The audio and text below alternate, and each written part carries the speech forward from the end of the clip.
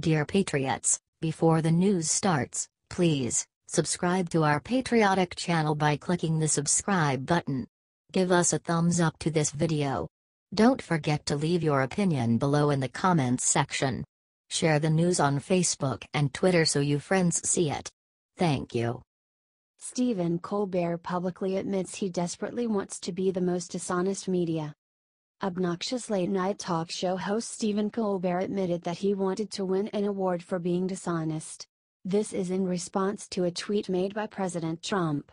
"I will be announcing the most dishonest and corrupt media awards of the year on Monday at 5 o'clock. Subjects will cover dishonesty and bad reporting in various categories from the fake news media. Stay tuned," tweeted Trump. Stephen Colbert would actually love the award, because trashing Trump has kept his show alive. He would be nothing without Trump and he knows it. So even being insulted by Trump would be a dream come true for him.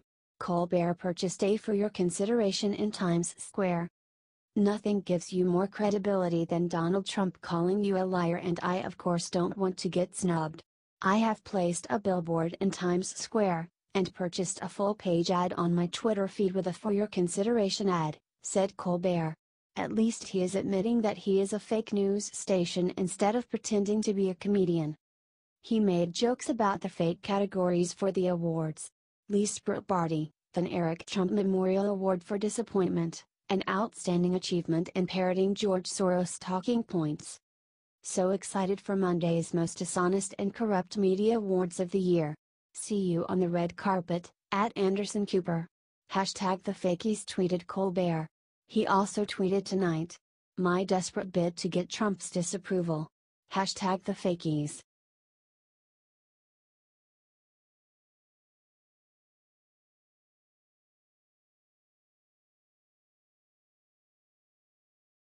Robert Mueller gets hit with a huge lawsuit that could be the end of him. We have heard a lot about FBI bias in the Robert Mueller case. Now Mueller is being sued by Paul Manafort for exceeding his authority. Mr. Mueller's investigation of Mr. Manafort has extended far beyond links and/or coordination between the Russian government and individuals associated with the campaign of President Donald Trump. The investigation has focused on Mr. Manafort's offshore business dealings that date back to as early as 2005, about a decade before the Trump presidential campaign launched, and have been known to the United States government for many years, says the lawsuit. The Justice Department called the lawsuit frivolous. But the defendant is entitled to file whatever he wants, they said. "I can assure you that the special counsel is conducting himself consistently with our understanding of the scope of the investigation," claimed Rosenstein. "Nobody has communicated to me the desire to remove Robert Mueller. I think it would be very difficult to find anybody better qualified for this job. I believe that, based upon his reputation, his service, his patriotism, his experience with the department and the FBI, he was an ideal choice for this task," said Rosenstein. "Do you think that the lawsuit will go through? Do you think that Mueller should be fired?"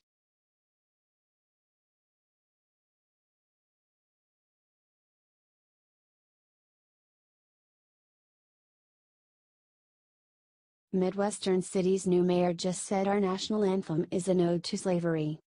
Hatred against the United States, our national anthem, our flag and our military appears to be contagious.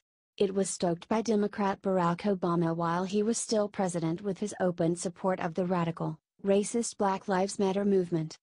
It then, of course, spread to extremist San Francisco 49ers quarterback Colin Kaepernick, who convinced dozens of other multimillionaire NFL players to spurn the national anthem, too. Now it has spread to the new mayor of the city of St. Paul in Minnesota. Minnesota has a long and surprising history of voting quirky candidates into office. They, after all, selected professional wrestler and Predator actor Jesse the Body Ventura to be their governor, and later Saturday Night Live comedian Al Franken to be one of their senators. Having not learned from their mistakes, they just chose a young and deeply unqualified extremist to run one of the Twin Cities. Far-left progressive Melvin Carter III was just sworn in as mayor, and he decided to make a speech talking about how the Star-Spangled Banner and America's founding fathers are racist. Said Mayor Carter, We cannot ignore the painful reminder, written into our anthem's third verse, of just how deeply injustice is rooted in the American tradition. Our national freedom song is an ode to slavery. He then stated about Washington, Jefferson and others, "This is the American paradox, passed from generation to generation, dating back to the noble group of rich, white, straight, male landowners who embedded into our founding principles a yearning for a set of God-given rights they sought to secure for only themselves. Do you think this America-hating radical needs to get booted from office?"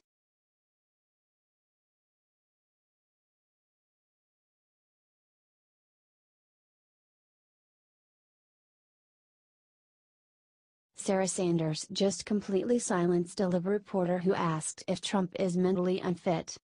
With the unfortunate help of former White House chief strategist Steve Bannon, reporter Michael Wolff put out a book titled Fire and Fury, Inside the Trump White House, filled with gossip and slander about President Donald Trump, his family members and his associates.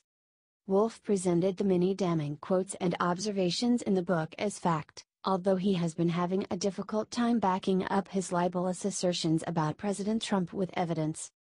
Nonetheless, the liberal media have been promoting the book as though it is the gospel truth. In particular, they have been trying to disseminate the idea found in the book that the president is somehow too mentally unstable to perform the duties of the presidency. Instead of having the good sense to treat Fire and Fury as the tabloid rubbish that it is, one liberal reporter decided to waste time during a White House press briefing and ask Press Secretary Sarah Sanders about it. The journalist asked Sarah, "What is the president's reaction of the suggestions in this book that he is mentally unfit?" Sanders immediately laughed at the reporter and stated that this question was disgraceful and laughable. She slammed the reporter's argument further, saying, "If President Trump was unfit, he probably would not be sitting there and would not have defeated the most qualified group of candidates the Republican Party has ever seen. This is an incredibly strong and good leader. That is why we have had such a successful 2017 and why we are going to continue to do great things as we move forward in the administration." The reporter sat silently and did not follow up with any other questions. How much do you love strong Sarah Sanders?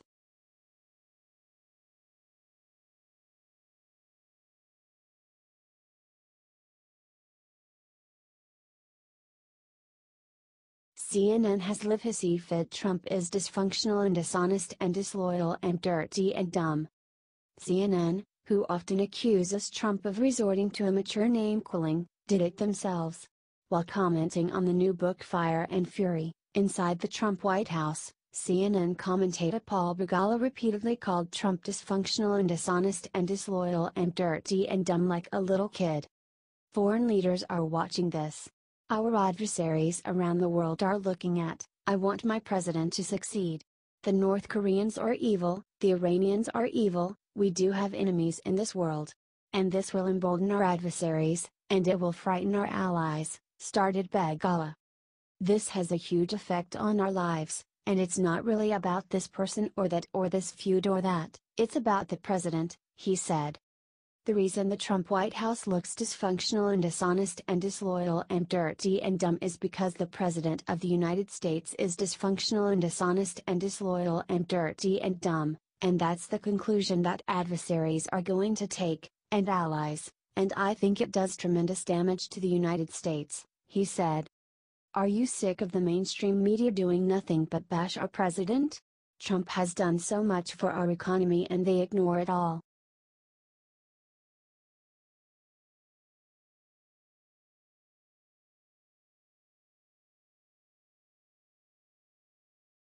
Melania makes epic response to book claiming she cried tears of sadness when Trump won election.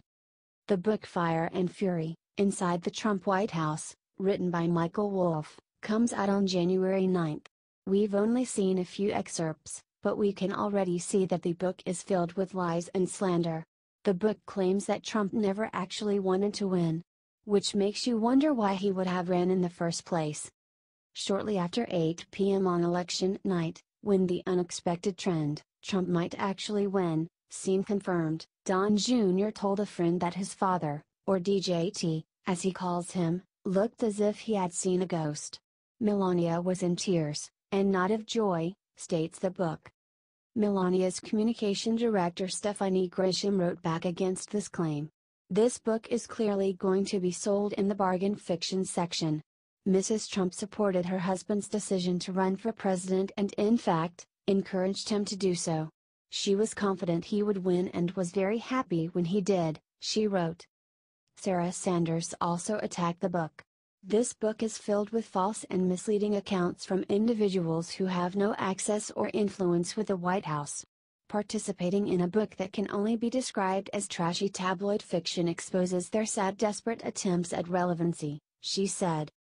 Trump made a tweet about the claim as well. Melania, our great and very hard-working First Lady, who truly loves what she is doing, always thought that if you run, you will win. She would tell everyone that, no doubt, he will win. I also felt I would win, or I would not have run, and country is doing great. He tweeted.